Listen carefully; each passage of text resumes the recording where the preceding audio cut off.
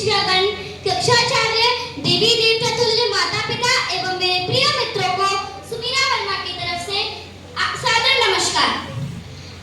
आज मैं अपने उन शिक्षकों को धन्यवाद करना चाहूंगी जिन्होंने मुझे इतना बड़ा मौका दिया कि मैं अपने मन की बात इस मंच पर आकर कह सकूं।